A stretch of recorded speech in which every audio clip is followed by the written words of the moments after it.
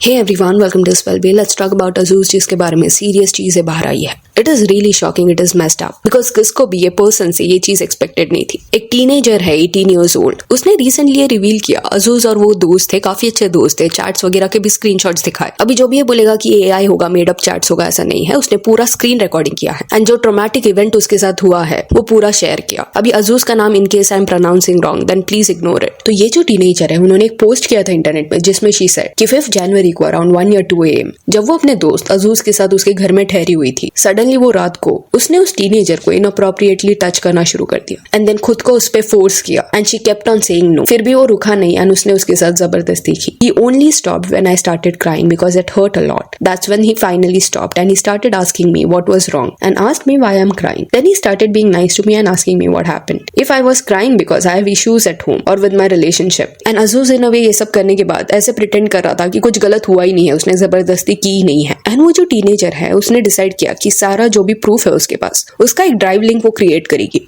So that वो अपने allegations को बैक कर पाए। एंड अपने प्रूफ में उसने ये भी बताया कि ये जब अजूज ने उसके साथ किया उसके बाद उसको हॉस्पिटल जाना पड़ा, हेल्प लेना पड़ा डॉक्टर्स। अभी कई लोगों के मन में सवाल आएगा कि ये पर्सन अजूज को कैसे जानती है, क्योंकि इंटरनेट पे अगर आप सर्च करोगे तो अजूज का जो एज है वो 27 ईयर्स एंड ये teenager she is very young 18 years old. तो यहाँ पे पहला सवाल अजूज पे ये उठता है कि ये पर्सन के साथ वो पहले तो चैट ही क्यों कर रहा था या कॉन्वर्सेशन ही क्यों इनिशिएट कर रहा था। चलो प्रोफेशनल वे से अगर आप किसको हायर कर रहे हो, वो आपके टीम का पार्ट है, देन वहां पे बेनिफिट ऑफ द डाउट दिया जा सकता है। बट अजूज के केस में ऐसा नहीं था एंड ये वही क्रिएटर है जिसने ओवर द इयर्स कई इंपॉर्टेंट टॉपिक्स को टच किया है। तो अगर आप उसके वीडियोस देखोगे तो ये देखने मिलेगा कि एक मैच्योरिटी है उसमें, एटलीस्ट ऑनलाइन ऐसा इमेज वो पोर्ट्रे करता है। अभी उस टीनेजर ने जो पूरा डॉक्यूमेंट बनाया था उसको एक एक करके देखते हैं। तो initially she wrote, I was friends with Ajuz Abdul Aziz for a couple of months. We followed each other on Instagram for a long time and had met before at shows. I genuinely supported his music and content and I used to post about his music/songs without any personal incentive just because I liked his music and him as a creator. तो यहाँ पे देखने मिल रहा है कि काफी महीनों से ये लोग एक दूसरे को जानते हैं। तो ऐसा सडनली ये लोग एक दूसरे को नहीं मिले थे। सर्टन शोज में भी ये जो टीनेजर है उनकी मुलाकात हुई है अजूज के साथ। इन दोनों के बीच में प्लान हुआ कि वो एक रील शूट करेंगे। अजूज का एक नया गाना है रू करके, उसके लिए एक रील ये लोग शूट करने वाले थे। Initially he told me we will shoot it in his friend studio, but later on Ajuz ने प्लान बदल दिया कि फ्रेंड के स्टूडियो में ये रील नहीं शूट करते, उसके खुद के घर में यानी कि अजूज के घर में इसको शूट करते हैं।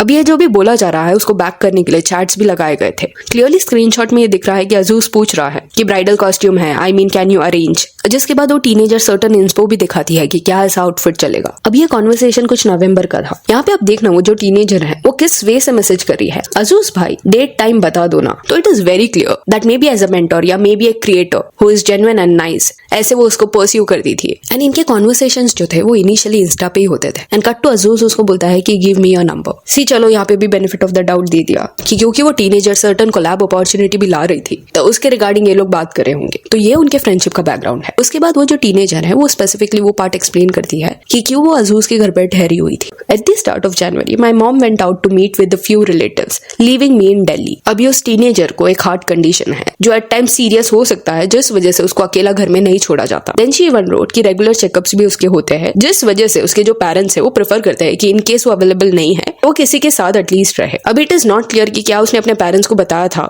कि वो कौन से अपने दोस्त के वहां पे जा रही है। एनीवेज देन उस टीनेजर ने लिखा कि मैंने अजूज को पूछा कि क्या मैं तुम्हारे घर पे रुक सकती हूँ। He was a good friend and we talked quite a lot. I obviously trusted him a lot and I did not have anywhere else to stay either. Then उस टीनेजर ने ये भी मेंशन किया कि इनिशियल 3 दिन जो भी थे उनके तब वो नॉर्मल फ्रेंड्स की तरह ही थे, मूवीज देख रहे थे, म्यूजिक सुन रहे थे। बट सडनली 4 जनवरी के बाद कुछ तो हुआ। 5 जनवरी 2 AM के अराउंड अकॉर्डिंग टू हर जब वो दोनों सो रहे थे उस पॉइंट पे, जैसे हमने पहले पोस्ट में पढ़ा कि इनअप्रोप्रिएट चीजें अजूज करने लगा एंड इवेंचुअली टीनेजर के साथ जबरदस्ती हुई। उसने कॉन्स्टेंटली नहीं बोला एंड वो पेन में थी जिस वजह से शी स्टार्टेड क्राइंग। अब ये ट्रॉमेटिक एक्सपीरियंस के बाद वो जो टीनेजर थी she was scared to leave his place because according to her she was afraid. I had to pretend that everything was normal between us because again I was afraid that he might do something even worse. So I did not confront him, I just made an excuse to leave. Later that day around 4:30 PM after I had left, my boyfriend and a mutual friend went to confront him. And ये confrontation वाली जो बात है इससे related अजूज का एक message भी है जिसका स्क्रीनशॉट भी दिखाया टीनेजर ने। अभी अजूज के जो भी मैसेजेस है उस टीनेजर को 5 जनवरी के बाद के उसको रीड करेंगे। यहाँ पे उसने लिखा है unsafe, you should have talk to me एक बार, you were showing me reels दोपहर में। देन वॉइस नोट्स भी थे वो टीनेजर के रिटर्न में जहाँ पे वो इमोशनल लिख रही है and she is saying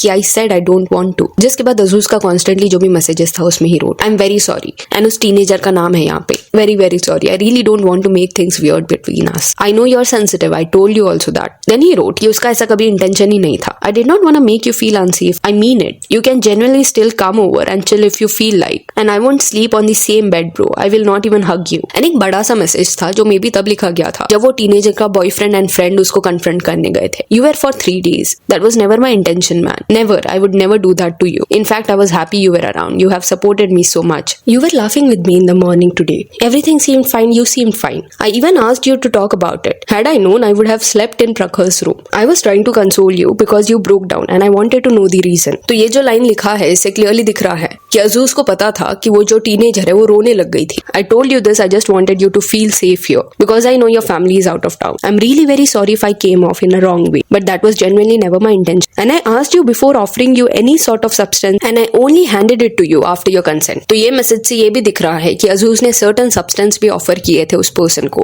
I did not do what you're alleging on me, this has become so bad, I feel so weird and then और भी ऐसे चैट से and constantly he was saying sorry। तो 5 जनवरी को ये सब हुआ। Then 6 जनवरी को चीजें और ज्यादा सीरियस होने लगी क्योंकि सुबह 11 AM के अराउंड टीनेजर उठी and according to her she had lost all bladder control and ऐसा उसके साथ कभी पहले नहीं हुआ था। देन जब वो पी करने गई, यूरिनेट करने गई, उस टाइम पे she was bleeding and every 5 minutes में वो यूरिनेट कर रही थी एंड उसमें खून आ रहा था। वो बर्निंग सेंसेशन इतना ज्यादा था कि एक पॉइंट पे वो फेंट भी हुई एंड देन अपने एक्सप्लेनेशन में शी वन रोट कि ऐसा जो सीवियर ब्लीडिंग होता है वो तभी होता है जब यूरेथ्रा में कुछ सीवियर डैमेज हुआ होगा एक्सेसिव फोर्स एंड प्रेशर की वजह से। देन इवनिंग में शी डिसाइडेड कि वो एक गवर्नमेंट हॉस्पिटल में जाएगी एंड वहां पे वो इमरजेंसी वार्ड में गई। इनिशियली डॉक्टर्स को वहां पे लगा कि ये कुछ यूटीआई है, जनरली यूरिनरी ट्रैक्ट में जो इन्फेक्शन होता है एंड इस वजह से मे बी उसको वापस भेज दिया गया बिकॉज नेक्स्ट स्टेटमेंट में she wrote later that night around 11 PM I went back to the hospital because it was hurting very much. वो प्रॉपर्ली वॉक भी नहीं कर पा रही थी, ब्रीथ नहीं कर पा रही थी एंड उसको चेस्ट पेन भी शुरू हो गए एंड जब सिम्टम्स इतने सीवियर हो गए तो ऑब्वियसली उसको भी डर लगा होगा। तो उस टीनेजर ने डिसाइड किया कि वो हॉस्पिटल को बताएगी कि उसको असॉल्ट किया गया है, उसके साथ गलत हुआ है। उस पॉइंट पे उसको कोई केस फाइल नहीं करना था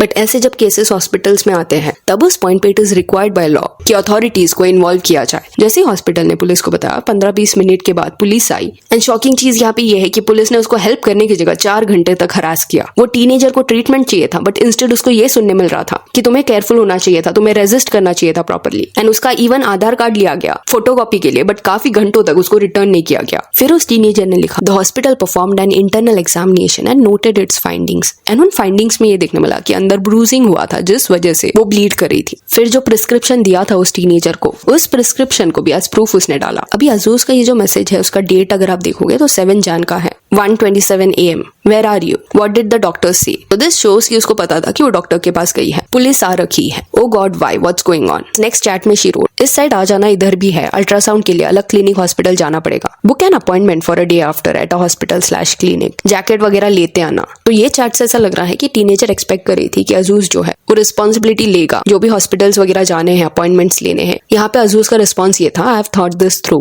and I am not comfortable being involved in medical visits, test और arrangements, I won't be able to assist you with this, I hope you understand my perspective। तो ये जो लास्ट मैसेज है ये दिखाता है दैट अजूज इतना अवेयर है तो उसको किस वे से परसीव किया जाएगा या उसके इम्प्लीकेशंस क्या हो सकते हैं। तो यही सेंसिबिलिटी तब कहाँ गई थी जब आपने डिसाइड किया था कि आप एक इतने यंग टीनेजर के साथ इन्वॉल्व होंगे। अभी इस पॉइंट पे कई ऐसे लोग भी हैं जो कमेंट सेक्शन में विक्टिम को ब्लेम कर रहे हैं बाय आस्किंग हर कि तुम अपने बॉयफ्रेंड के घर पे क्यों नहीं रही थी, अजूज के वहां पे क्यों गई थी। तो इसके पीछे रीजन क्या है, you don't know that. May be boyfriend अपने पेरेंट्स के साथ रहता है, मे बी उसका अलाउड नहीं है, whatever the reason is. As a friend अगर आप किस पर ट्रस्ट करते हो, किसके साथ टाइम स्पेंड कर रहे हो एंड उस मोमेंट पे सामने वाला बाउंड्रीज क्रॉस करता है तो उस पॉइंट पे विक्टिम को तुम ब्लेम नहीं कर सकते बाय सेइंग दिस कि तुमको केयरफुल रहना चाहिए था, तुमको नहीं जाना चाहिए था। नो, सवाल यहाँ पे ये है कि जब वो नहीं बोल रही थी स्टिल वो चीज क्यों हुई एंड जिस वे से विक्टिम को ब्लेम किया जाता है इसी वजह से कई लोग केस फाइल करने से डरते हैं। अभी यहाँ पे हमने टीनेजर का नाम नहीं लिया है because she is very young and दो बहुत ब्रेवली उसने सारे स्टेटमेंट्स को पुट फोर्थ किया है but still you never know down the line कुछ साल बाद इफ शी डिसाइड्स कि उसे ये सब इंटरनेट में नहीं रखना तो वो ऑप्शन हो उसके पास। देन उस टीनेजर ने ये भी रिवील किया था कि अजूज ने एक पॉइंट के बाद उसको ब्लॉक कर दिया, उसके कॉल्स उठाना बंद कर दिए, कुछ वो रिस्पॉन्स उसको नहीं दे रहा था। सो yeah, that's it for this video।